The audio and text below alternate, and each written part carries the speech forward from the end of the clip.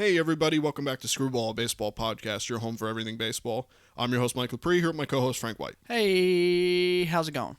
Now this is our fourth episode in our 7-part prediction series to kick off the 2020 season, and to help us kick off the NL East, we have a good friend of ours, and Mets fan Brian Camp. Hey everyone, just a bit of background on myself. I've played baseball, been in fantasy baseball leagues, and played MLB The Show. Been to plenty of stadiums with Mike and Frank, and that's why I'm here. Talk about the NL East and my Metsies, so let's go. All right, so what do you say, guys? You want to start off with the Marlins? Do you want to start off how we've been traditionally starting off our episodes here with the bottom of the division? Sure, I'm in. Let's talk about the Marlins. All right, why don't you kick us off, Frank? Sure. Well, we got the Marlins at the bottom of the division. They've been at the bottom for a few years now after their complete rebuild, and this has been a complete rebuild. But they have some young players, and they have a little bit of talent, coming through the system. Mm-hmm. But this has been one of them real slow rebuilds, kind of like the Astros and the Cubs in the past, where it's been years in the making, not like a 2 to 3 year rebuild. But they have trade pieces. They have some young players. They got some guys like Brian Anderson. 2 years ago, he had really a breakout year. Last year, he did all right. He kind of settled down a little bit, but he still had a good year. Jose Urena, he's kind of always been in the news with some of his actions he's had in the past, but really high potential guy. Jonathan Villar has always been a really good player. Had one tough year with the Brewers. When he was really breaking out, he had that one tough year. His average dropped. He kind of lost playing time, but he bounced back for the last couple of years. The Orioles actually had a really good year. Guys like Corey Dickerson, who's been around for a couple teams, and he's always batting about 300. Yeah, good player. Underrated as hell. Yeah, fine. It seems hard to see this guy bounce around all the time, but he's batting 300. But a couple injuries and, just kind of falls out of favor. Caleb Smith had a great year last year, lefty for them. Then you got a guy like Lewis Brinson, who, when's he going to break out? Yeah. At some point, this guy's got to be at least decent. He's been a 180 hitter. I mean, he's struggling for years now. Yeah. But they still got Sandy Alcantara, had a good year.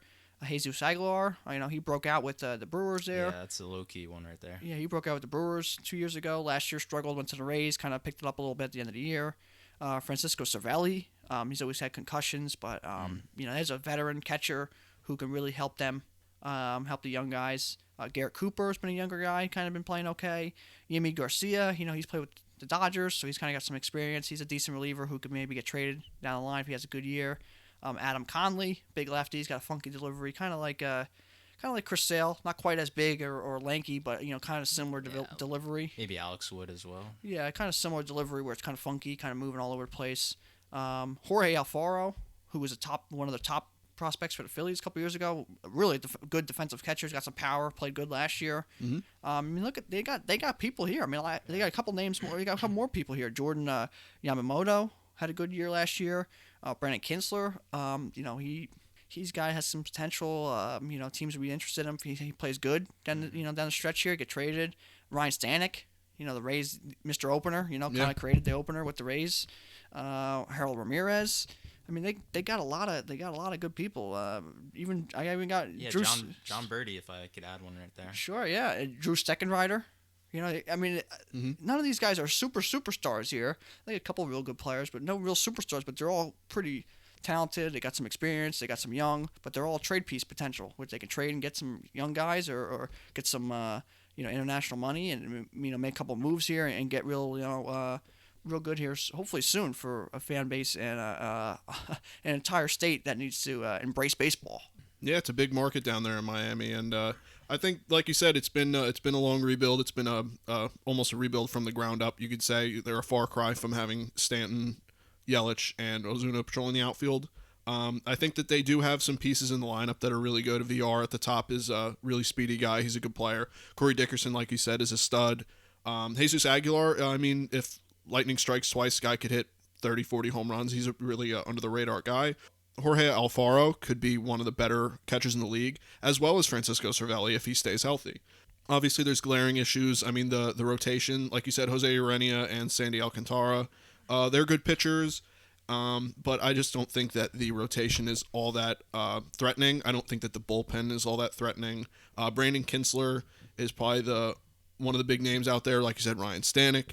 But other than that, I mean, they're pretty weak bullpen, pretty weak rotation. Like you said, rebuilding team. They're not a win now team, and I don't know. What do you think, Camp? I'm maybe a little higher on their starting pitching, or at least the potential of it. With Sixto Sanchez, Sure. he might actually find himself in the rotation at some point this year. And his minor league stats, they really speak for themselves, but pretty impressive and to match the stuff. Jordan Yamamoto, he had a kind of a rough year last year. Started off pretty nicely, but didn't end it too well. Certainly, again, has the talent, has at least 3 pretty solid pitches in his repertoire. Sure.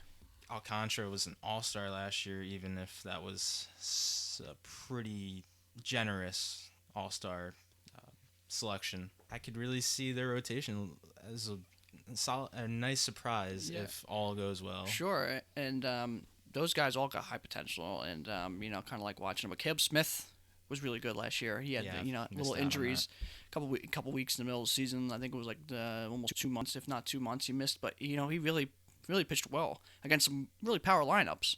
Yeah. And I always like to mention prospects, like I do for every team. You mentioned Sixto Sanchez. Yeah. He's got some electric stuff.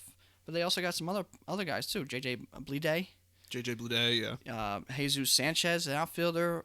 These guys are kind of Bleday's probably right on the fence.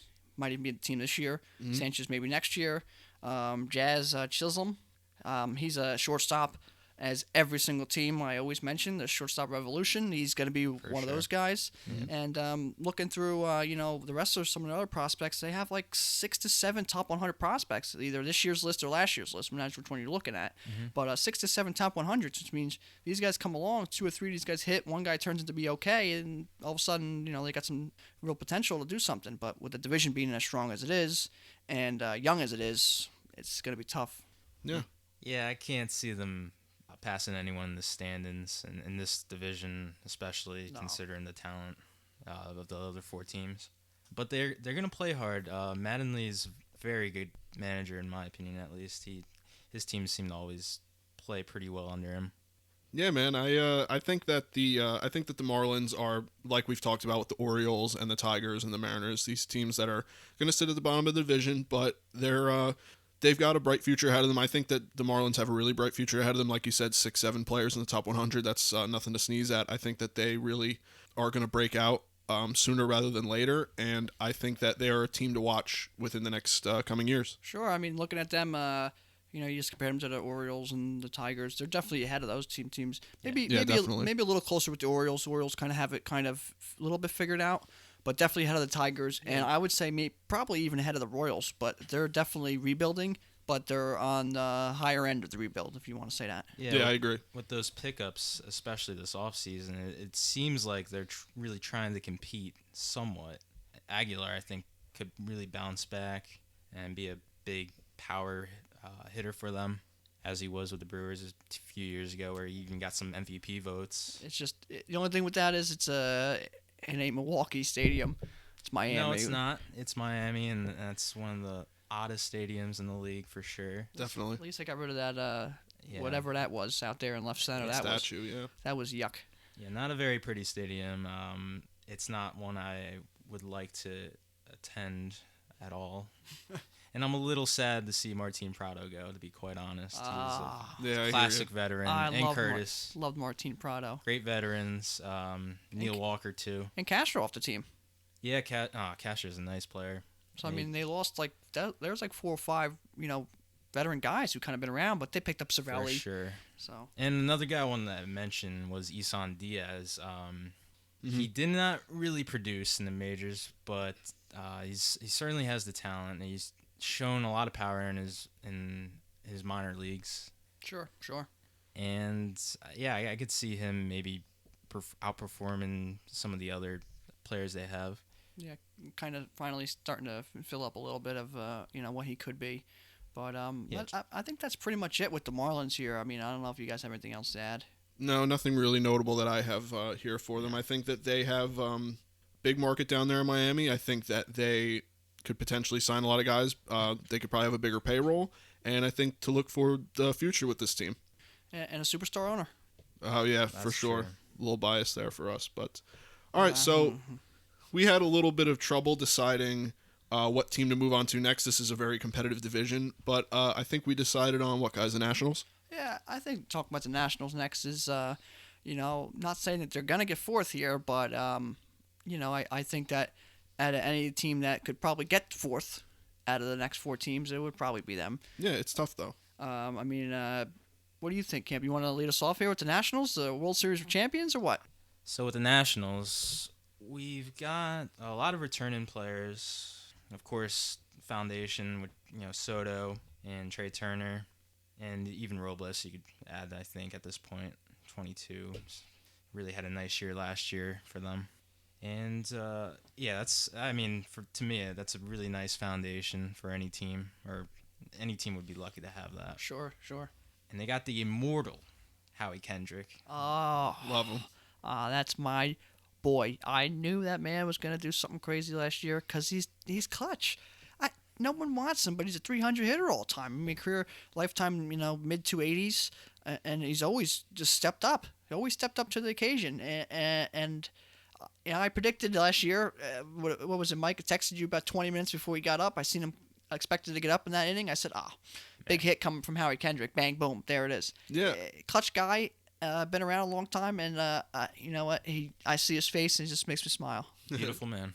Yeah, I mean, you talk about heroes for that team. You talk about Juan Soto was obviously the breakout star. Now everyone knows his name. And you talk about Anthony Rendon, but, I mean, it was Howie Kendrick that hit that grand slam against the Dodgers. It was Howie Kendrick that hit that 2-run home run against the Astros in the World Series. I mean, this guy came up clutch, for them. And the only thing, though, with the Nationals is, man, it's got to be hard to keep telling your fan base to stick with us when, you're good and you ship Harper out or don't sign him back. Sometimes that happens. And then the next year you get rid of Rendon, who was like the nicest guy in the world. It's almost like you couldn't get rid of him and you got rid of him. Cool, so it's almost like, what do you tell Soto or your fan base here? It's like, well, 3 years Soto, then you're going to be, see you later, and we'll be worrying about the next guy coming up. It's like at some point, I know you just won, so your fans are like, hey, don't worry about it. But at some point, they're going to look in there and go, we got to kind of figure out what's going on here. We're losing our guys, and we have talent that obviously can compete. They just won the World Series against a team who was, stacked and, cheating. So Yeah. Had a little help. With the Nats, Rendon, of course, one maybe top 5 player in the game at this point. definitely Make the argument. Yeah, definitely make the argument. Yeah, now he's playing with the best player in the game. And There's no argument there. no argument. And losing a guy like that's and replacing him with maybe the likes of Eric Timms and Asdrubal. Yeah, it's not really making up for his production. No, not really, not even close. And on both sides of the ball. Sure. And it seems like they value their starting pitching a lot more than they do their position players. I'm just getting that, at least, that vibe. And that's okay. I mean, pitching is key, but someone's got to be the face of your franchise, and someone's got to be that face for years, not just 3 or 4, maybe 5 years, but maybe like 10 to 12 years. He's the face of your franchise, not just like the glimpse of your franchise. Yeah, for sure. So, I mean, it's... Yeah, I mean, looking at the roster here, I mean, the rotation, obviously, like we said, is it seems to be maybe their priority. Strasburg got that big deal. He's at the top of the rotation with Scherzer. Patrick Corbin got a nice deal. All those top 3 guys are getting paid very well, but for good reason. You got them, you got Anibal Sanchez and Joe Ross rounding out the rotation. I mean, the rotation's pretty solid. There's no argument there, I don't think, from us. No. I'd say that the biggest problem comes from their bullpen. They added Will Harris, which is a big boost for them, especially at the back end of the bullpen. He just got hurt. I don't think that he's the season's in any question or anything like that. I don't think he'll be ready for opening day, is what they're saying. But you had him, Daniel Hudson, Sean Doolittle. They got a nice little 7, 8, 9 relievers there, and I think that for my money, I would say Sean Doolittle is the closer. Sure. But that's what I would probably have down. But I mean, you never know. Daniel Hudson, nice comeback story for them. He closed out the World Series for them. I mean, he's going to be a symbol for that team. Yeah. The bullpen overall, I think, is the biggest blemish for them. Sure, and it has been for a couple of years. Yeah. But there's a couple names here still, that are a little lower end. Royonis Elias. Mm-hmm. He was with the Mariners. He's got a little bit of potential. Decent guy at the bullpen. Lefty. Yep. Eric Fetty. Mm-hmm. He's another lefty. A little bit of talent. And here's the guy I think that could really round this team into shape out of that bullpen. I know where you're going with if he could just figure this out, because it's been a couple of years, And I think it's just ironic that he's playing with the Nationals after his incident with Harper. Yeah. And Harper's helmet throw that went negative 5 feet. That was terrible. Fucking But bruiser. Hunter Strickland, if he could figure it out and he could really be as good as he once was or as he could be, that could really be a leg to stand on in that bullpen with Sean Doolittle, who is obviously still one of the better closers. Struggled a little bit last year, but I mean, he's still one of the better closers. Still 29 saves or somewhere around there. Yeah, he was right there at the 30 mark, and they got talent. They got talent on this team. I mean, the thing is, their bullpen could be a weakness, and their depth. Their consistent depth. Yeah. I mean, Asdrubal can get hot. He could be bad. He got Yan Gomes, Kurt Suzuki, older catcher. I mean, Michael Taylor. Michael Taylor is like a poor man's Victor Robles. It's just kind of the way that is. Adam Eaton is just kind of consistent, but he has injury past. I'm a big Adam Eaton fan, so Zimmerman's just about done, I'd say. Zimmerman's just really, good for him that he won. Yeah. But kind of like last week we talked about Felix for the Mariners, where it's like you kind of have to keep playing him, but you kind of wish he'd be out of there, but you can't really get rid of him.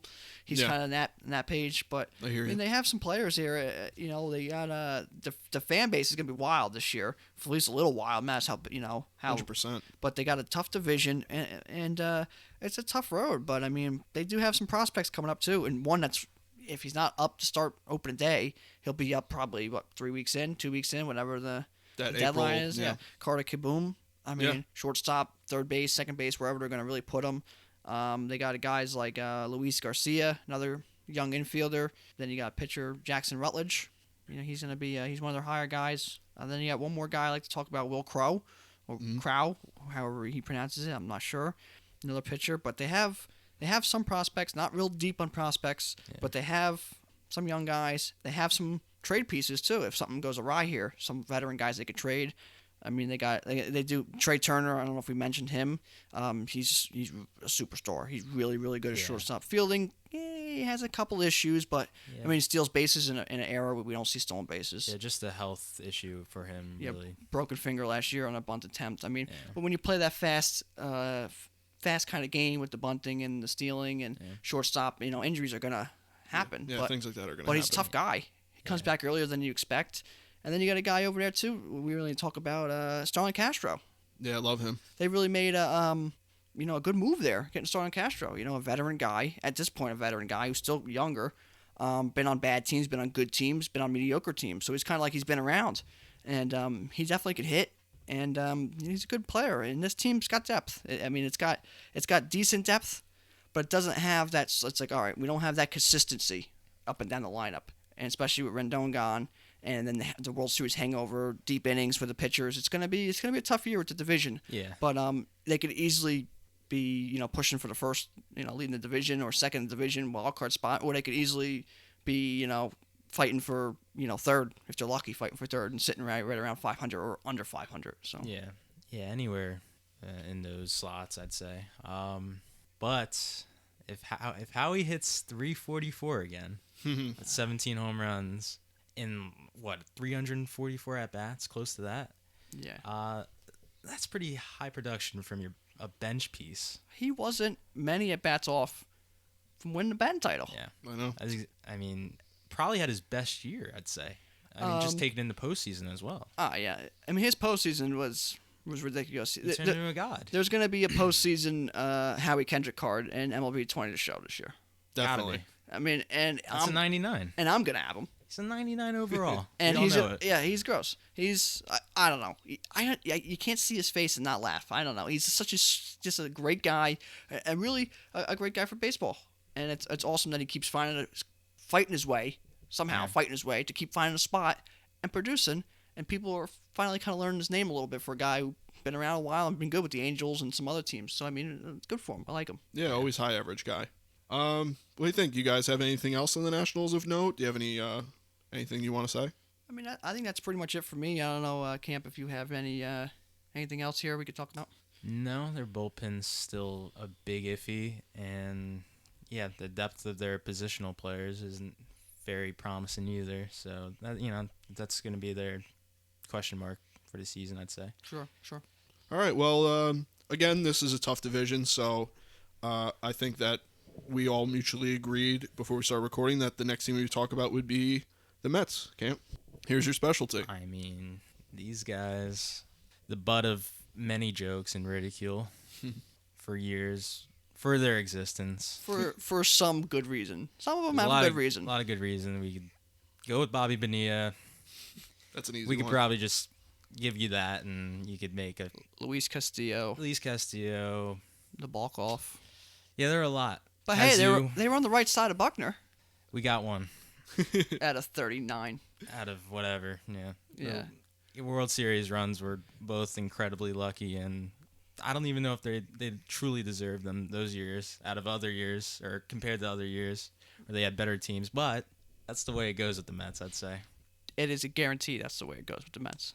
Now, since obviously you being the Mets fan here, you tend to be a little bit more what we would call an expert with this team as opposed to us. We live more in the American League being Yankee fans. You live more in the National League. So why don't you tell us a little bit about your Met? All right, let's run through this Met team.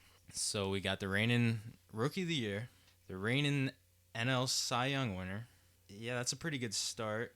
I just not to boast them too much. 11-win Cy Young winner.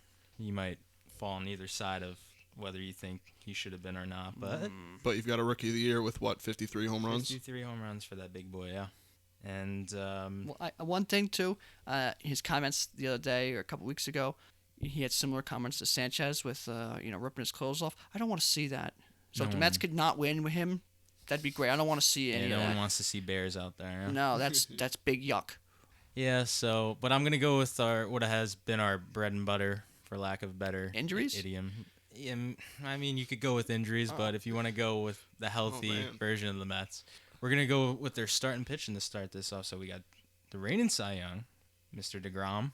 You got Syndergaard, who I truly believe will bounce back. I can't see him having a 4.28 ERA. Yeah, talent's there. I mean, at some point, it's gonna blossom into dominance and consistency. Really, that's his thing is consistency. If he can find just some, where his lows aren't so low and his highs are a little longer. I mean, yeah, superstar. I mean, the guy's got all the tools with his repertoire and control. I mean, it's hard to find that mix of power and control like he has. And yeah, he's had that huge problem of holding on runners, and it's been, as most of them have in their past. I mean, DeGrom's probably their best one out of their 3 or 4 headed monster they've had. Even he had quite some trouble last year. His best thing is not give him up. Yeah, not get guys on. You don't have to worry about it as much. But yeah, they definitely had some problems with that, especially not real defensive strong catchers either have hurt them. Yeah, that's true. Yeah, Ramos isn't known for calling games and working well with this pitcher. I know Syndergaard had a lot of problems, or it was quite notable his problems with him last year. Now, those comments would hit the news often, quite hard. Yeah, but so after that, it's not as maybe high potential with Stroman, even though Stroman coming off an all-star year last year. He's a big game guy. Yeah, big game guy. He's a competitor. Great fielding pitching. And a New York guy. And a New York guy. He loves great New fielding York. pitcher. Yeah. He the only thing with him is I noticed he's been to Blue Jays, tough division, tough pitchers division.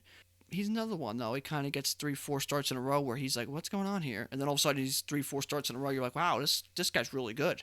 If he can just kind of cut that to 2 starts that aren't good and 4 or 5 in a row that are really good, he really got something because he's got all the potential. It's just he needs to keep the highs longer and the lows shorter, and that's kind of like what I just said with Syndergaard, and which is kind of good. You have 2 pitchers that are kind of similar, so maybe they can kind of work that out together. Kind of similar in age too. Yeah, so. And swagger. Yeah, both of them. I think they both have flair for the dramatics. And then you get a guy like DeGrom who other than his long hair a couple years ago, really, says 2 words, and you're like, wow, this guy doesn't say one. Yeah. You don't even know what he sounds like. So. Yeah. So those 3 guys, that's a pretty solid 3. I mean, one of the better 3s I'd say in baseball without even looking at it. I could say that. I think. I agree. Sure. And after that, it gets a little risky. As every team, though, really. Yeah. Matz has shown plenty of potential, and on both sides he hit. Not that that's very important, but National League, it's important. It's better than having a guy who's under 100. At least he can get it up there and steal a couple hits and a couple runs. I mean, hey, when you're a team that doesn't score, as your history's shown for a couple years, having an extra hitter essentially in there, it's not the worst thing. For sure. And yeah, he's had a problem with his composure at times.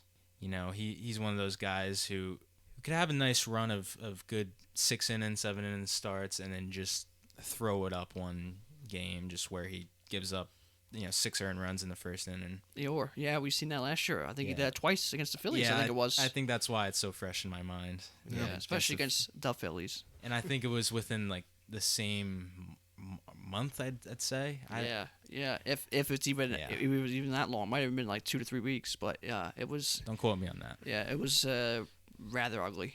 Yeah, not his best run. Certainly one of his worst. But again, has the potential. And we're hoping maybe he finds his way this year. And if he does, that's a solid 4. Definitely. But after that, it's questionable with Porcello coming off of a 5-run average year. Yeah. Well, but he is hit. It was another one in that hitters division, and if I do remember correctly, he's one of the pitchers that pitched in London. That was like a whole run added to someone's ERA. I mean, Tanaka's numbers were similar. Porcello's kind of got hit hard with that, but he's a guy who could easily be a strong 3-man or a good 4-man. He's definitely not the worst guy to be thrown out there. Yeah. With a little bit bigger ballpark, he should be a help for them. And he's a veteran. He won a World Series. Yeah, I'm sure he can help them in that in that regard. Yeah, he could help maybe Syndergaard and Matz. Maybe they're not very young anymore, but still inexperienced a little bit. Yeah, they can still. There's a lot to learn if they can get some kind of wisdom. Yeah, out of all of them, he's the veteran guy. Sure.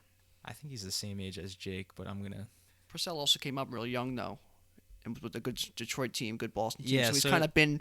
Yeah, he's been on those big potential or big performing. He knows what it takes. Yeah, he's kind of the fireballers. And this next guy that I think you're going to talk about is a guy who's got some high potential. Yeah, and he's a guy I actually like.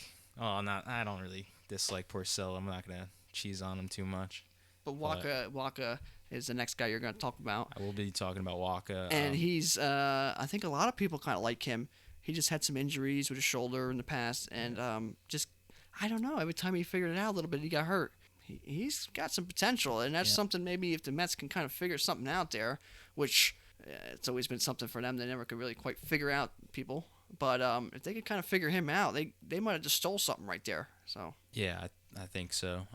He was an all-star one year, big for the Cardinals during a few of their postseason runs. Sure, could pitch out of the bullpen too.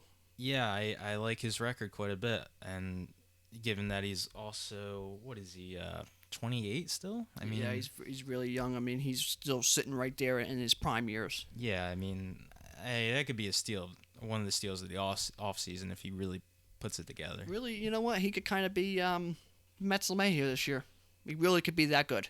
He really could be that good. That is quite the I'm telling you. Statement right there. He could be that good. He's got some nasty stuff. I mean, LeMahieu, we're talking about a god.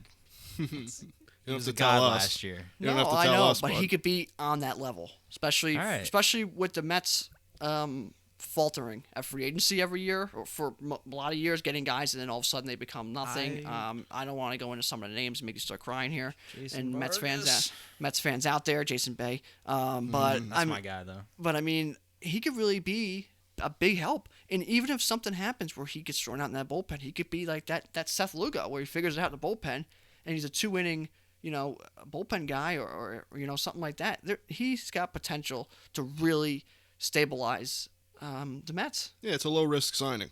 Sure. And high potential. And if he doesn't pan out, he doesn't pan out. You can go figure something else out. But I mean, he's got some potential, and I really think he could really stabilize that Mets rotation and really that Mets team. He could be one of those question marks you can really answer it with, flying colors. Yeah, I was really thinking about that during the period where they signed him. If he could be maybe just like a Lugo type, where he could just give you, or maybe even throw harder and just stuff just really shines as a bullpen piece. Sure, definitely. So, I mean, if they can get that, I'd love that very much because they have a lot of questions in the bullpen, and I think we'll get to that. Yeah, sure. It's Maybe a big part of their team was their bullpen struggles last year. Yeah, I don't think we really have to, or we're really surprising anyone with talking about Diaz's struggles Yeah, I mean, Edwin Diaz, I was very surprised by his struggles. I think that going over to the Mets, I thought that him going over with Cano, I thought that it would be a slam dunk for the Mets, honestly. I mean, the guy has really good stuff. He proved it with the Mariners, and going over to a bigger market in New York, I thought that he was going to really kill it, and he struggled isn't even the word. He had a rough year. And another guy that we always kind of talk about, or type of guy we talk about, is the funky delivery. Yeah. He's kind of moving his arm around. He kind of got his hand, curled up a little bit. But definitely some high potential there. Very young. Yeah. Oh, yeah. Very young. He's got some high potential. And then, there's some other guys out there that got some potential, too. Familia, I heard the other day that he was big working out this year. And slimmed I know down. Spring training, everybody always is the best shape of their life. But Familia Yeah. actually did lose a decent amount of weight to help with the lower legs and stay healthy and maybe, get back to pitching, even if he's like a 3 ERA.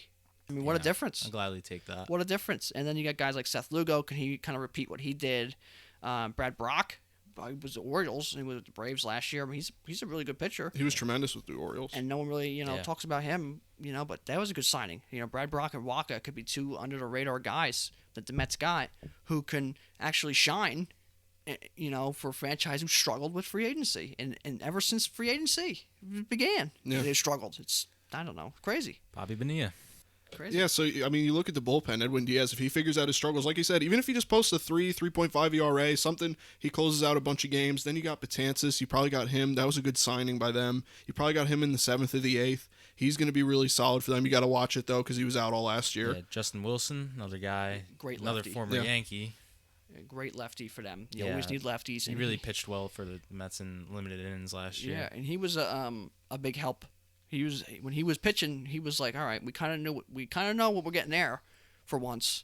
But the rest of it was always like, oh, who knows? I mean, Lugo was pretty solid there, and Justin Wilson. So you almost had it. You're like, all right, come on, we just got to figure out who the hell's gonna get the last 3 outs. And that was obviously a huge problem for them. Yeah, they blew a lot of, the record could have been a lot better for them if they had even just saved, say, 4 or 5 more games. I mean, They're right in the hunt. Yeah. Right Oh, in the yeah. hunt.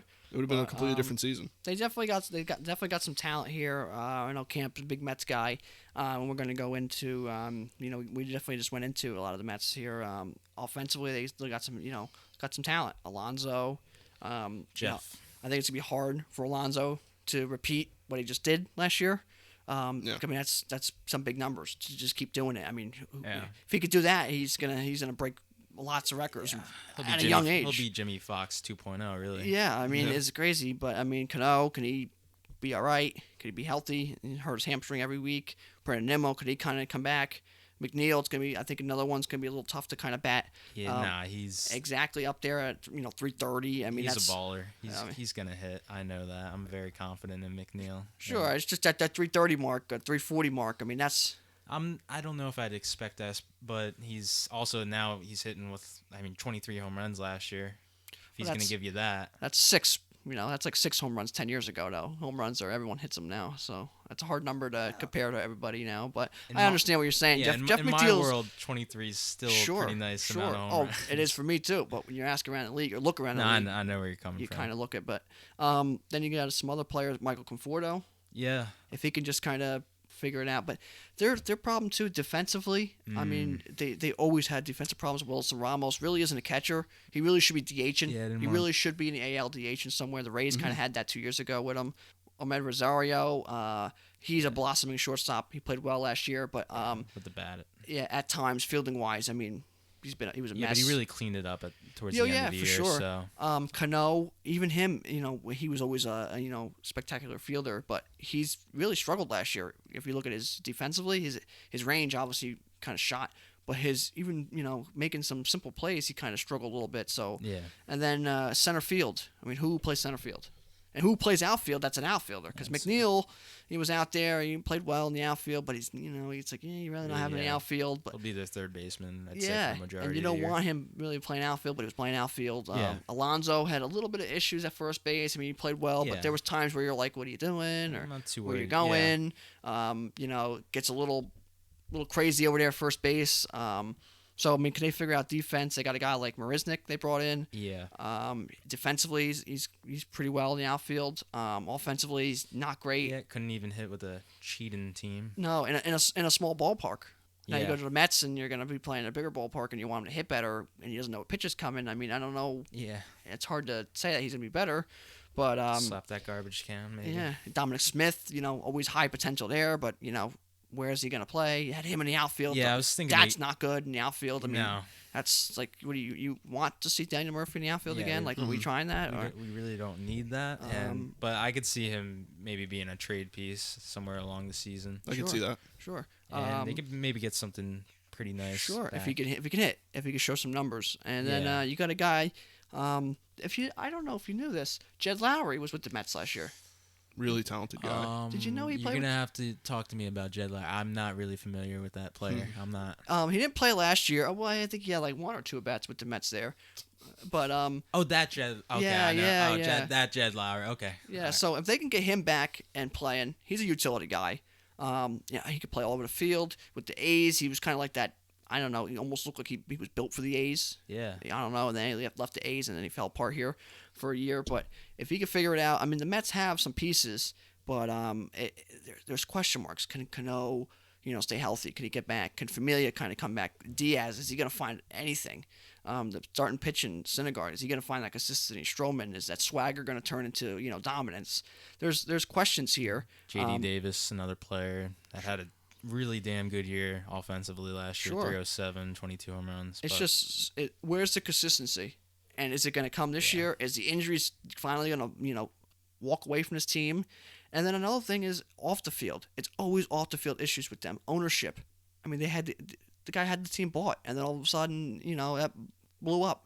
Yeah. The fan base was finally excited about a new owner and with more money and whatnot, willing to spend the big money that they're bringing in. It's a New York team. They're bringing money, and all of a sudden this fell through. You had a manager in Beltran. You brought him back.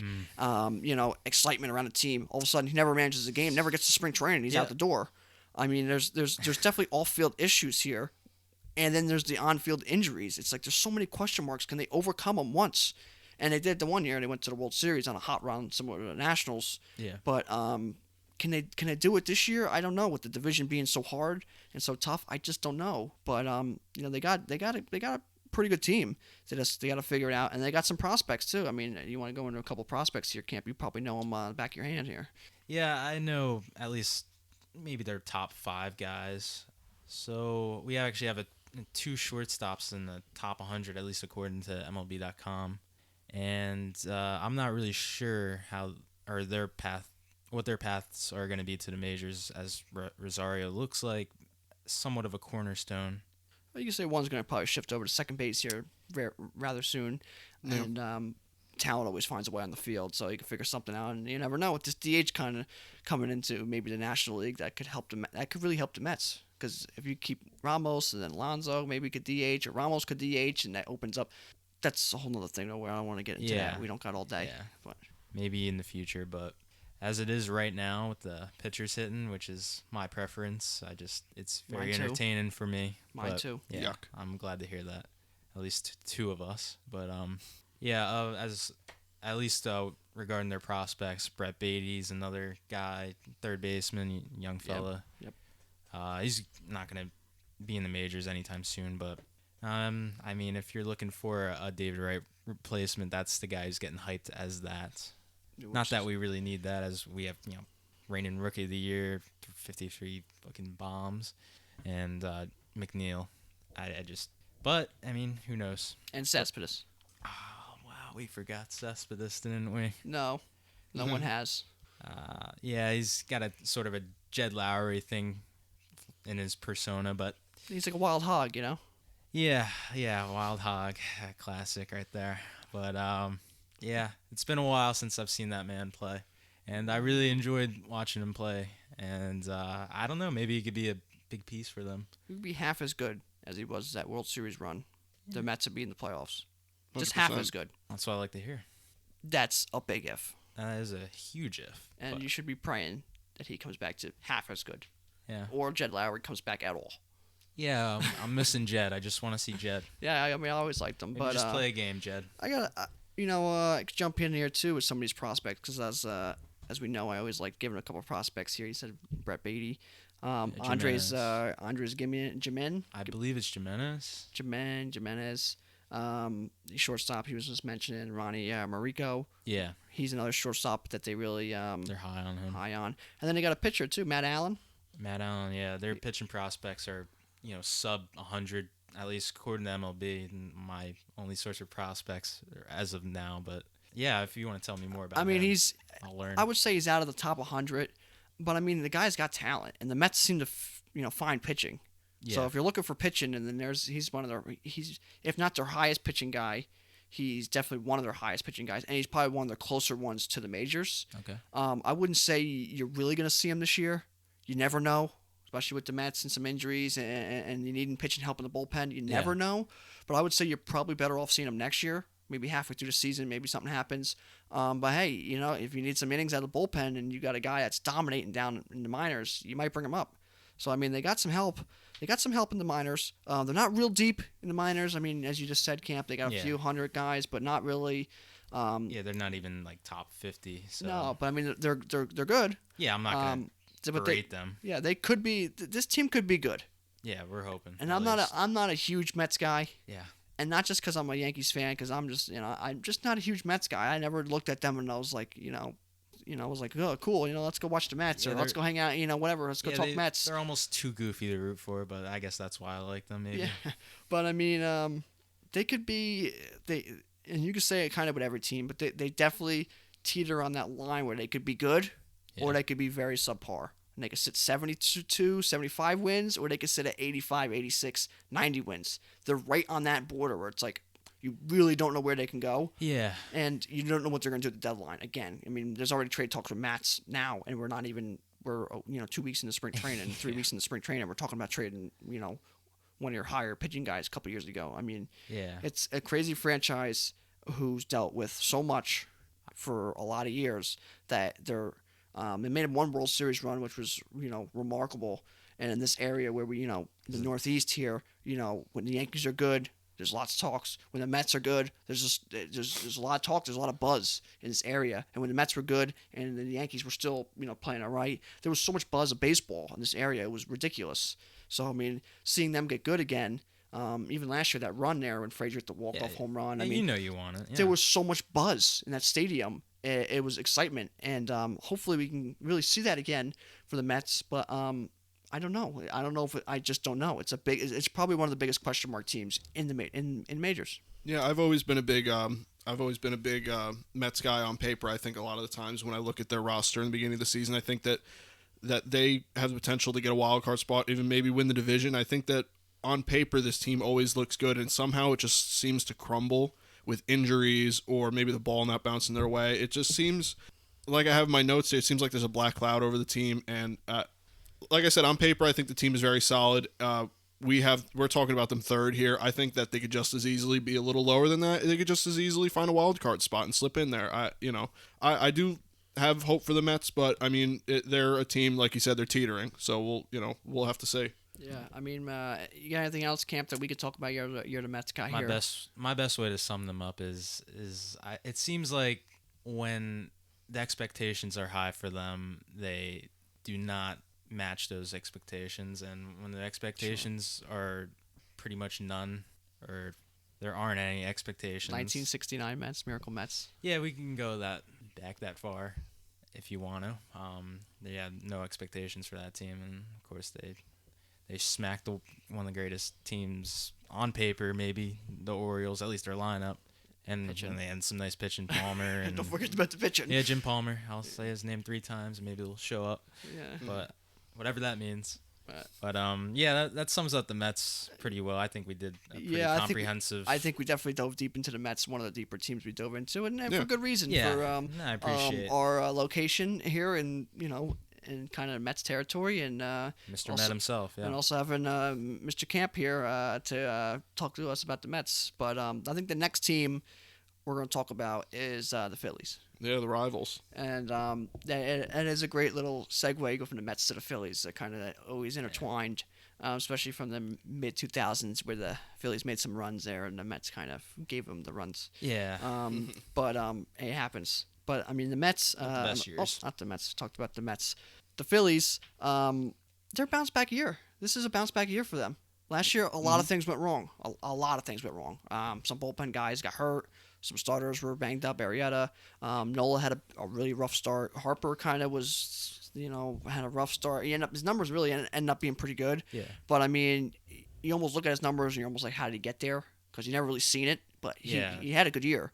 Not even an all-star, but he really did have an all-star year. Yeah, that's what I'm saying. You almost like, how did he get those numbers? Because you didn't. 114 RBIs just under the radar. Yeah.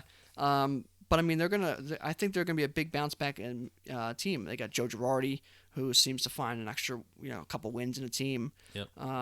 They got a guy like Didi they brought in, who was gonna help help push that Girardi, way of thinking into this team, which is good. He kind of brought his own guy 'cause he was with the Yankees for a while there. Harper we mentioned, Aaron Nola we mentioned. They got Zach Wheeler from the Mets, high potential guy. Reese Hoskins.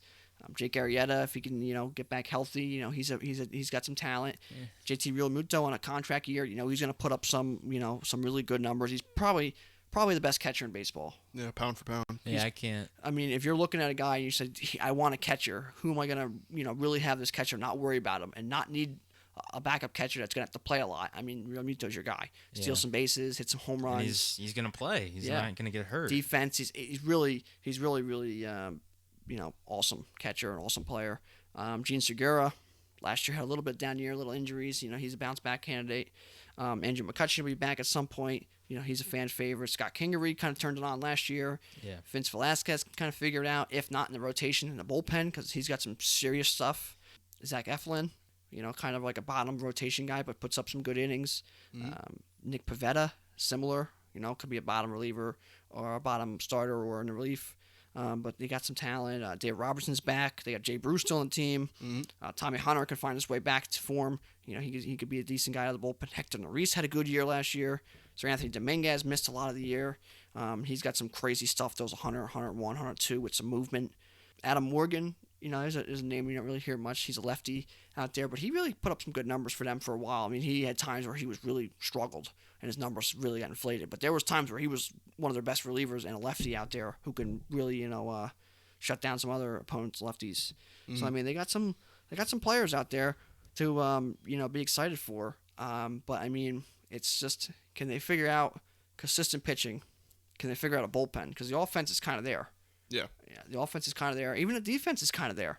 Oh yeah. It's just, can they figure out the consistent pitching? Can Nola be the consistent ace? Can Arrieta kind of find some form and kind of get back to even being like a three-man? Could Wheeler step up and be maybe bottom line, bottom tier ace or like one of the strongest two men? Can that happen? And if that can happen, can Velasquez kind of figure something out? If something like that can happen, I mean, we got a team here that can really compete and a fan base who does not want to wait around. Yeah, They're ready to go, and they're throwing stuff all the time, and they're throwing things on the field and yelling and screaming and fighting everybody. They want to go. Not a big fan of that fan base, but go ahead.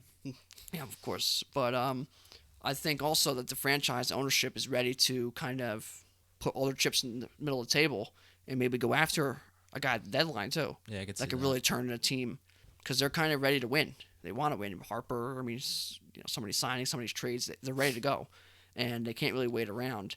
And they're going to be they're similar to the Mets. They're going to kind of teeter. You don't know where they're going to go. They can get really hot. They can get really cold and throw the whole season off. But they're a team that could be fearsome in the NL East and in the NL. Or there's a team that could just kind of falter and talk about them and who they're going to trade away and what are they going to do. So, I mean, you got it. What else you got here? Talk about it with Mike. I mean, like you said, I think the bullpen is probably their biggest blemish, similar to the Nationals. I think that Hector Neris is a nice pitcher out there. I think that the rotation, the 1-2 punch they got in Aaron Nola and Zach Wheeler, I think that could potentially be one of the better 1-2 punches in baseball. Zach Wheeler, if he really puts it together, could be a really good pitcher for them. Same with Jake Arrieta. If he really puts it together, he could be really solid as a 3 guy. Vincent Velasquez, Zach Eflin, they'll do their job as 4 and 5. I think that they'll be fine. The lineup, when they get McCutcheon back, I think will be really well-rounded with him at the top. Like you said, Realmuto, probably pound for pound next to maybe like Gary Sanchez, the best catcher in the game. Harper's an all-star. I think that Didi's clubhouse presence is going to be really understated. They got some depth with Jay Bruce. They got some depth. Guy I wrote down here, Josh Harrison, had a horrific year with the Tigers. Oh, yeah. But as a utility guy. I mean, the guy has a lot of talent, and if given the right opportunity, the right amount of at bats, he could be really good. Yeah, I mean, he Yeah. played with the Pirates. He had some good years with the Pirates. Yeah. His big thing last year, he did. I think he ended up breaking his leg, or breaking his ankle Yeah, last he had a year. serious injury. Yeah. After he started kind of figuring it out a little bit, he was one of those late signings in spring training. Mhm. I don't know if that's like a trend. You sign late, you kind of really struggle for a That's while, where the market is. I'd and say. he kind of struggled in a bad hitter's ballpark in a bad lineup. But he kind of started figuring it out a little bit, and then all of a sudden he got the injury. But he's a good piece. Yeah. And then, bringing him back with McCutcheon, maybe that's going to help him because, they were teammates for some years in Pittsburgh. Yeah, I mean, they got some chemistry at his team. They got some people that want to play together, have played together. I really think they got a chip on their shoulder because 2 years ago they kind of had stuff figured out. They kind of were that team ready to go, make that playoff, and kind of turned the team. And then all of a sudden they faltered real late, missed the playoffs, and then that kind of carried over to last year where they had injuries and they had a lull over them, and then they just couldn't figure it out, injuries and whatnot. But this year I think they got the chip on their shoulder, and they're going to get ready to go. New manager, and they're going to push this kind of the rebuild, little bit of rebuild they went through, and kind of push it to the next level and make the playoffs and see what they could do at that point. But that's definitely some excitement there for Philly fans. I mean, there's definitely some excitement. Yeah, take away that bad second half that they had last year, and they could have finished really well last year. I mean, it was a little tough to watch them go through that, but I mean, who knows? Again, with this division, I mean, they got a really competitive team, but they're all kind of in the middle here within the division. The 2, 3, 4 teams that we've talked about here. I see a lot of similarities, a lot of the same question marks. It's a muddle. Yeah, it's a very muddled division. I don't know. What do you think, Camp? You see these teams a lot. I mean, what do you think about the Phillies? So on the Phillies, I don't know if I'm as high as maybe you guys are. Shocking.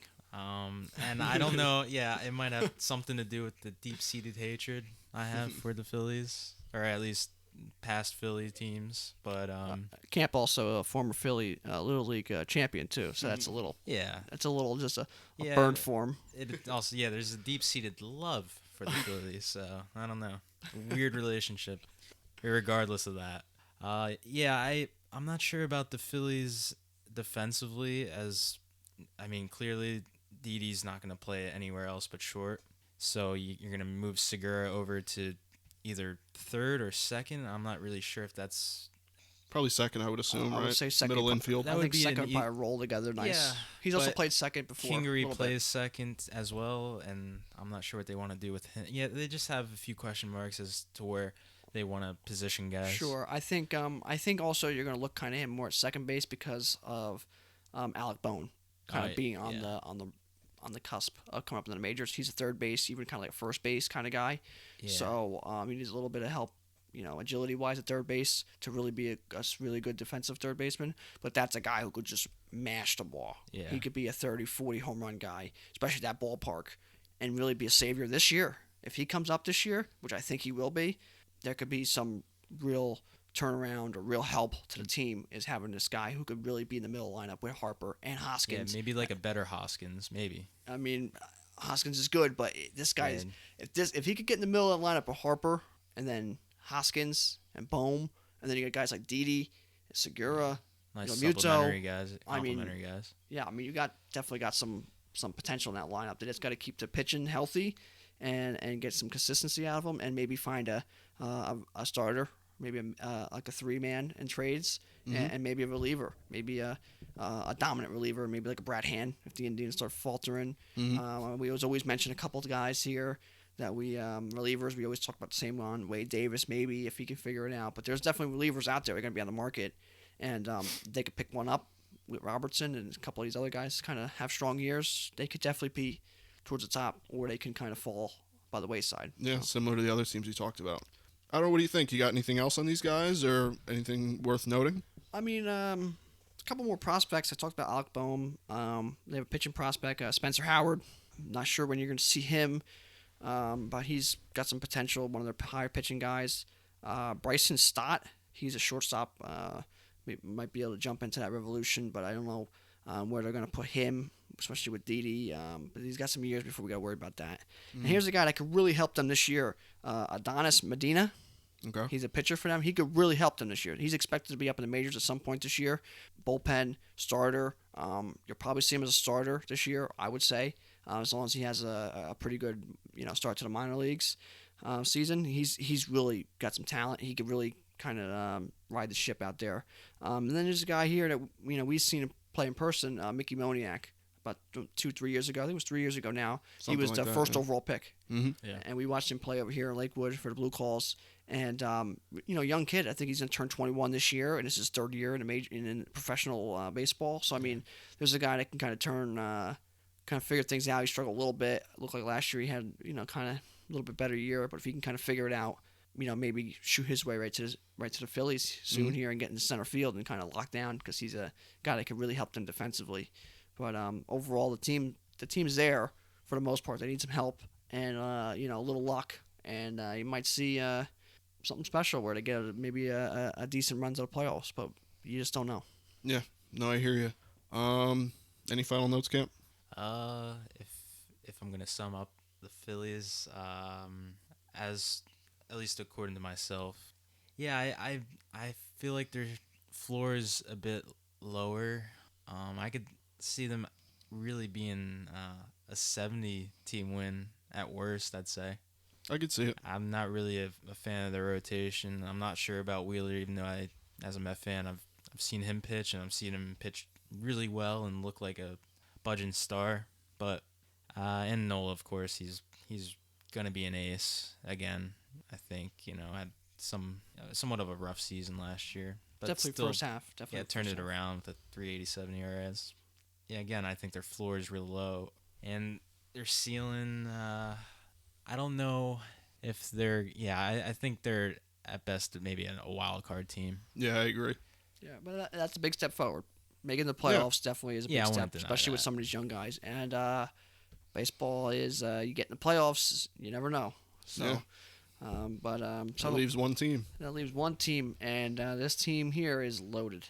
I think top to bottom, got depth, got pitching. They're young, more help on the way. The Braves, the Atlanta Braves. Yeah. They really look at their lineup, look at their team overall. I mean, you got guys like Acuna. All-star. Yeah, I mean, 40 guy. He might get 40-40 this year. And He's a stud. I think definitely one of the front runners for MVP out Mm-hmm. there. Fan favorite, league favorite. Voters, writers like him. Freddie Freeman, Mr. Consistency. He was there young. He was young when they were good. He was learning the franchise when they started struggling, and now he's like their veteran leader. Now they're good again, so that's great for him. Yeah, top 15 player in my opinion. Sure. Marcel Zuna was just like adding on to a strength. Is adding more firepower, kind of like the Twins adding Donaldson. I mean, it was like, all right, you didn't need to do that, but sure. Azuna's, I think, a superstar player. Last year he had a pretty good year. He had some injuries, but he played well. The year before that he had that shoulder injury all year. It really sapped some of his power. Kind of struggled. But there's a guy that could really bust out, hit a bunch of home runs, and really have a decent average, A lot of 270s. talent. He could really make a difference out there. Losing Donaldson, but getting Ozuna, I mean, it could really help them. It's a fair trade-off. Sure. And there's other guys in the lineup. Albies. Ozzy Albies. I mean, he's really good. Dansby Swanson kind of turns it around a little bit last year. Always got some injuries because he's one of them, hard-nosed players. So he's kind of getting beat up a little bit, sliding the bases head first and going crazy. But he's definitely. He's still only 26, or heading into his 26th year season. Yeah, sure. I mean, they got some talent. They really got Cole Hamels, a new addition. Mhm. A little bit banged up right now, but Ender Inciarte, I always liked him. Defensively, he's unbelievable. Offensively, if you can just kind of figure it out and kind of stay, higher up, 260, 270 instead of being like 230, steal some bases. Then they got a guy like Nick Markakis, who was one of my favorite players in the league. Damn good player. Especially his comments he made about the Astros, which I thought was fantastic for a guy who doesn't say anything. But Might end up with 3,000 hits, by the way, if you're looking at that. Yeah, I mean, he's just gonna steal my my notes here. Had But to do it. Nick Markakis is a guy. Look it up. Couple years here, if he just keeps doing similar to what he's doing, he might get 3,000 hits. No one even knows. No one even talks about it. 3,000 hits, and people will still question, is he a Hall of Famer? He had 3,000 hits. He's a Hall of Famer. Get me started. He's an unbelievable player. One of the best defensive outfielders of all time. He holds a record for most consecutive games without an error. I mean, he played right field at a tough stadium, Camden Yards, for a long time, with that big wall. And he's been a consistency in the Braves franchise here when they were struggling. He went there and was like, I see what's going to happen here. I see what's going to happen in 2 years. Let me go there. Let me kind of teach some of these young guys and help build them. And they honored that by keep signing him and keep giving him chances to play. So he's a great piece to have. He's an absolute baller. Yeah, great piece to have. Mike Foltynewicz, he had a tough year last year with some injuries. He came back. He struggled a little bit, but then he kind of figured it out again. Max Fried, he had a really good year last year. I think he's going to be a superstar pitcher for years to come. Sean Newcomb bounced around bullpen, bounced around rotation. He's a guy who's got some talent. He could, either way. Will Smith out in the bullpen is really going to help them. Austin definitely. Riley, young guy, he came up and he played really outfield last year. He's not an outfielder. No. I think he's going to be kind of settled into third base where he belongs. Yeah. This year he's probably the starting third baseman. A lot of power. Yeah, I mean, he's a guy with some potential there. Mike Soroka, he had a great year last year. Cy Young finalist Sure. and rookie or second to Pete. Yeah, and without that Yeah, monster without season 50 by Pete Alonso, yeah. it's probably a runaway. Probably, Yeah, I'd yeah. say If so. Alonso hits 30 home runs or 35 home runs, I think Soroka runs away with it. Yeah. He hits 40, it's close. He hits 50, it's over. Yeah. That's how it kind of was. Shane Green, unbelievable year with the Tigers. Yeah. Then he went to the Braves, blew like 1 or 2 saves, and they were like, well, you're a setup man now. But still had a great year. Melanson came over, pitched well. Luke Jackson had a good year, Yeah. kind of out of nowhere. Darren O'Day had a banged up all year. He gets back to being half as good as he was with the Orioles. I mean, he's a submarine guy, goes crazy. Could definitely mix it up. AJ Minter, another young guy, kind of brings it out of the bullpen. Catching wise, Tyler Flowers, veteran guy, been around, hit some home runs. Hot and cold guy. When he's hot, he's really hard to get out. When he's cold, he can lob it in there. He's gonna miss it. But they definitely got some. And Travis Darno. Yeah, my boy. Travis Darno, backup catcher. He played great with the Rays. Yeah. So that was surprising. So he also could play first. That helps Freeman kind of, get his days off. Hechavarria, Yeah. one of the better defensive shortstops. For sure. One of them old school guys who plays the field. Doesn't really do much else than that. He might hit for a decent average, 260, but not really much power or nothing. But defensively, superstar. Yeah, automatic defensive. Yeah, I player. mean he's a plus defender. You got Camargo, who's a guy who was a third baseman 2 years ago. They signed Donaldson. This guy kind of fell off the ship here. Yeah, couldn't find himself last year. It Yeah, seems. but now with a chance at third base, maybe now with Riley, and kind of knows his role a little bit better. Are you more utility guy? You get him in the lineup, maybe get him going a little bit. Chris Martin, another guy in the bullpen. So I mean, they got a lot of pieces, and they still have a lot of young guys coming up. I mean, a lot of young guys coming up. They Yeah. probably have one of the best farm systems, if not the best. And they can use that to They go. don't They can even use need that. it, yeah. They don't need it, no. But they can use some of that to go find some crazy firepower. That's scary. Yeah, whatever bullpen needs, starting pitcher, anything. If Riley struggles at third base, you can go find a third baseman. I mean, there's pieces out there, and they have the pieces to go get them, and they know that they're ready to go. They know that their rebuild's here, and they know that they can win. Really, they can win this year.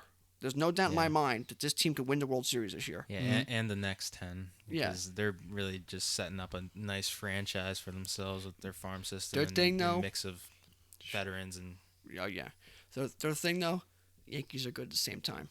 yeah. And we've seen this once before, and it just seems that sometimes the traditions or things that happen, they repeat themselves, but teams just remember that, even though they had nothing to do with it. It just seems to go that way. The Twins for years, the Yankees, the Mets and Phillies, they're kind of battle back and forth. But so we'll see what happens there if the Braves can kind of get that dark cloud out from under them or over them. Chipper Jones year with the infield fly had a big mess there. They always find a way to lose the playoffs, get knocked out.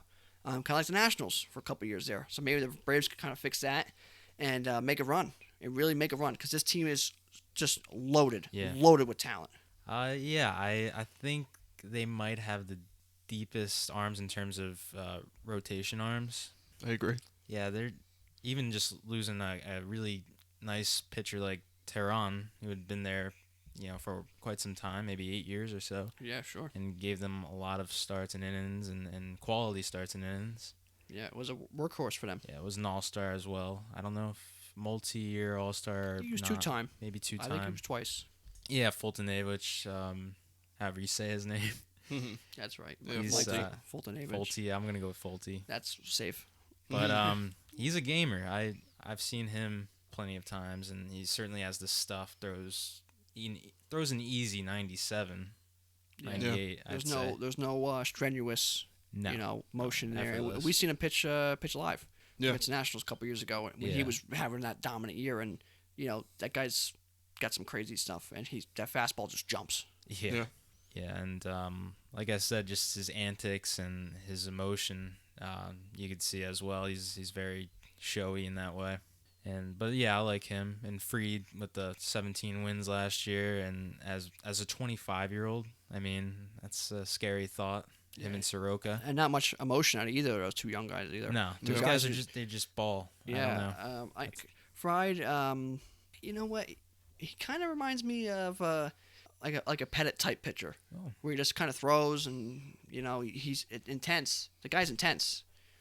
His face never changes. Yeah. But he gives you everything he's got, but he doesn't look it, Yeah, he's not pitching for stats. He's pitching for wins. and he gets them. He's a quality guy. I think he's gonna be like a high man's Pettit. Pettit was never like a ace guy. Yeah, this always guy like could. a second guy. Pettit was like a I think really like at his best he was probably like a really really good 3. Yeah, always But behind Clemens. this guy could be an ace of the staff. He really could be the ace of the staff. And I think his big thing is going to be because he was a little bit more consistent. Foltynewicz gets a little erratic at times. Yeah. I think this guy could really kind of be a steady arm out there, which might be why he might be their ace because of his consistency. Just start in and start out. And then Soroka is kind of a similar path where they kind of are just consistent. And then you got a guy like Folty who can just be disgusting at times and who could just be lights out for just periods of time and really could be. Don't be surprised to see him throw no-hitter this year. Yeah, I wouldn't be surprised. No. certainly has the stuff. Yeah, Yeah, I doubt it. That's how dominant his stuff is at times. And yeah, I think Newcomb, if maybe he gets back in the rotation, and if he pitches like he did out of the bullpen last year, I mean that's really a number 2 guy in a number 4 spot almost. Mm-hmm. Worst case, he's in the bullpen pitching 2 innings. Yeah, Getting you, bridging you to the closer or deep into the rotation. It's gonna help you win games. Yeah, and definitely gonna help them save innings on the young guys too, because he can go spot start if he's in the bullpen. But I think he could be a starter for them this year and really a high potential guy. He had high potential. He came up and pitched well. He was close to a no-hitter 2 years ago. Yeah, That's right. I mean, this guy's got some stuff.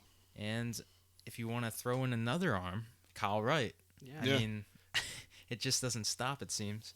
This team just has young guys. They're just like got a stockpile on them. like the A's, White Sox. They're like that, where they're just like, here they come. All right, that's their wave of players. Oh no, here's 7 more that are just dominant. They're basically making a mockery of the league. Yeah, they're drafting, their signings, they're awesome. I mean, they got guys like Christian Pache or however you pronounce He's it. a top 20 prospect, if I'm Yeah, not and mistaken. he'll probably be around the majors this year at some point. Maybe some issues in the outfield or whatever. You might see him. Drew Waters, sorry. He's another top guy. Probably not this year. Maybe next year you might see him, but there's definitely need some openings because they have superstars out there already.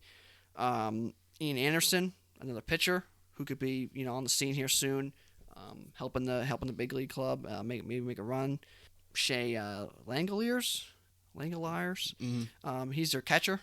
He's their catcher, young guy. They're kind of hoping he can kind of settle that position. Not that their catchers have been bad for a couple years, but they haven't been, not getting a ton out of it. They're kind of just veteran patches, and it keeps working. They keep doing a really great job. But if they can get that catcher, kind of like a franchise corner piece with the catcher, they really, really have a crazy lineup. I mean, they're loaded. The prospects are loaded. Matters what list you look at, but there are 5 to 6 guys, 5 to 7 guys in the top 100.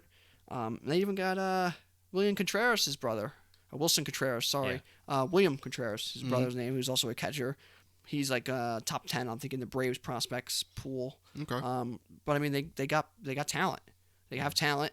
They have superstar talent, and then they have some more superstar talent coming. I mean, this team is loaded. It's a deep team, and I think it's World Series bound. Yeah. I think if they should. I really think they should easily be in the NLCS. Really, unless some injuries or something crazy happens, they should easily be in the NLCS. It's hard to see them not being the champs of the division. I'd say, I even as a Met fan with our talent, they've just got so much. And another guy we forgot to mention, was Hamels, Cole Hamels. Yeah. I think We brought him up quickly. I mean, Yeah. Passingly, yeah. yeah, he's got a quick. I think he's got a small injury right now. He might Yeah. be a little delayed to the roster this year. I don't but think he'll be out long. no, But- and there's a veteran Yeah, guy, if and he's he your knows five that. man. Yeah, and he knows that division. You know he's going to pitch well against the Mets because he always did, and you Yeah. know he's going to pitch good against the Phillies because of his return. He wants to pitch good Yeah, against he's them. got a big ego, if I Yeah. remember correctly. That guy's just he just finds ways every Yeah. year. They're like his velocity's dipping. What's he gonna do? He doesn't miss bats. Boom, he has like a 3.7 ERA. 12, 14 wins. And you wind up picking him up in fantasy or something. Yeah, and then in the playoffs he comes around and throws 7 innings, 1 run, and you're like, how the hell did this guy just beat me? But he's really good, and his team's got that. He's got that guys who were really good, who are still good. They have guys who are going to be superstars or are superstars, and they got you guys in the prospect pool that are ready to burst, but there's nowhere to put them, which is crazy. Which means they can use this to go package to get some crazy big player, some crazy guy. That every year there's always 1 or 2 guys they always speculate about getting traded who's a superstar. Well, they got the talent that can go get that superstar, and I can't think. I could think of maybe one, but it really wouldn't fit their team, like a Lindor. They have prospects that can go get like a Lindor type superstar, Arenado. They can go get Arenado or Chris Bryant. That'd be insane. And Chris Bryant maybe not quite as much, but if they get Arenado, you might as well just go, here's the Manfred, here's the piece of metal, right, Manfred? Here's the trophy. You just won because Arenado defensively and then offensively is Get that trophy ready for them for the next 5 years or so too. Yeah, 5, 6, 7, Yeah. 8, 9, 10. I don't know because they're so deep. This like team it. has got some craziness, and the NL East is definitely going to run through Atlanta with that brand new stadium too. Everything's going right for the Braves right now. Yeah. Which is kind of scary if you're the Braves because something at some point's going to go bad. You would think, but everything's kind of going right for Atlanta. They're going to be winning 1 or 2, maybe 3 World Series here, probably the next at least 10 years. Yeah, I don't think it's crazy to think that. You could make an argument they are the best team in base. I don't know if that's crazy. Call me crazy if you want. And it's pretty egregious that the MLB predictions had them sitting at 3rd in the division. I looked at that and I cringed a little bit. I don't know what those predictions are. What are you awful. gonna do? Listen, they had the Mets predicted to win the division, so I don't know if you necessarily hate it, but I don't hate it, but I think It's not realistic. it's absolutely ridiculous. Yeah, we just ran through the fucking team. Yeah. Excuse my French. If the Braves finish 3rd in the division without some awful events happening, Yeah, it's not. that's. I tell you what, that's one of the worst upsets we've seen in a long time. Yeah, that they just don't have any hole. I can't see that happening. They don't have any glaring holes. No. They have spots where you're like, but that's exactly it. Yeah, it's like. And then all of a sudden it's like, oh, here's 3 top 100 prospects. Give me Arenado. Yeah. And Wade Davis. I don't Or give me like- Arenado and John Gray. You're like, oh, okay. So you're just the best. Yeah. They're going to be competing out there with maybe like a team like the Dodgers in the NL. But, there's teams, I don't know. We're boasting about them here a little bit for good reason. Yeah. They're ready to go. And there should be a team really that everyone should be watching and be excited for. And scared of. scared of it. But happy for. They did the rebuild. Not happy. I can't be happy, but you guys could be happy for me, I guess. But you're happy for them because they did that rebuild similar to White Sox. They got the guys they wanted in trades. They didn't trade away Freeman, which was kind of surprising at some point. Yeah. But they kept them, and they made this quick, and they still getting prospects. They're not missing on guys. Like, they're not missing. They're like, oh, this guy's good. We got him. And they're good. They're really building something over there. And new stadium is really helping them. It's a team that I think we're going to go try watching here soon in a couple of years. Go take a visit to Atlanta and go see their new stadium and see this team in action. yeah, great new stadium, great team. This team's exciting, and I think easily. I think that they're just a league ahead of their other division rivals here. You've got the Marlins at the bottom. You've got the next 3 teams kind of in the middle in the shuffle. You don't really know where they're going to end up finishing, and then you've got the Braves up top. So I don't know. What do you think, guys? You have anything final notes on the Braves, NL East as a whole? Anything to wrap up on? I think the NL East has definitely got some of the most talent. I'm not going to say that they're the best division because there's 3 teams there that could have 75 wins somehow. And there's 1 team there that's going to be really good. There's 1 team there that's not very good. But there's 3 teams that can have 75 wins. There's 3 teams that can have 85 wins. There's 3 teams that can be 500. I don't know. But they're definitely one of the more exciting divisions. and definitely have some of the most talent. And if a couple teams get hot here, they could have the best team, the best division in baseball. 100%. So it should be a chase or a battle to watch all year long, and that's exciting. I can't wait for the season to get started here in 3 weeks or so. Yeah, getting real close. Yeah, same feelings. Just a little more scared, being a fan of a team in the division with the Braves. I don't know. It's a very good division. It's going to be highly competitive, and everything we've discussed. Yeah, to sum up my prospects of the Braves, I'm very scared, and just talking about them makes me realize those feelings. Fully realize them. The more you look at the roster, the scarier it gets almost. It's a weird thing. I'll say one more thing now. What do you got? This was Camp's first episode here, so we're glad to have him. We're gonna have him around a couple, a lot coming up here. Every couple weeks, we'll probably have Camp on the show with us. We're gonna end up give us some insight because he's really knows the game well. But he's a big basketball guy, super big basketball guy. Mm-hmm. I'm gonna I got a trivia question for him here. Let's hear it. And we record on Mondays here. Obviously, your podcast kind of releases on Thursday, so it's March 2nd. So on this day, in March 2nd, 1962, what happened in basketball? One of the most memorable moments and most historic moments in all of sports. Wilt Chamberlain, 100 points. Wilt Chamberlain scored 100 points against the Knicks at Hershey Park in front of a couple thousand people. Very small arena. Yeah, they barely recorded the history of it. That's one of the most memorable moments, most historic, most coveted moment in all of sports. Yep. An unbelievable moment by an unbelievable man. Superhuman. But just wanted to get that out there because I'm a big history guy, Camp's big history guy, Mike's big history guy, and we love trivia questions. So just wanted to throw that out there. And Wilt Chamberlain. And Wilt Chamberlain's the best. Gotta love Wilt. So Wilt still. But I wanted to just throw that out there for our viewers and listeners and just test Camp's knowledge over here. Just keep him on his toes. Yeah. I appreciate it. And on that note, that wraps up our episode on the NL East. Look out next week for our NL Central episode. It'll be back to just me and Frank. Look in a few weeks when we wrap up our overall predictions. We should bring Camp back and have him discuss what he thinks the MLB will look like at the end of the year, who we'll give out the awards to. We got an exciting predictions episode planned, so look out for that. Next week we'll be talking about the Central. You can follow me on Twitter at RealMikeLepre. You can follow me on Instagram at Mike Lepre. You can follow Brian Camp on Twitter at BrianCamp7. You can follow me on Instagram and Twitter at FDubs10. You can follow our official Screwball Podcast social media on Twitter at ScrewballPod and on Facebook at ScrewballPod, no E in Screw. And that's it from us, guys. See you next week. Hey, have a good one. Take care, everyone.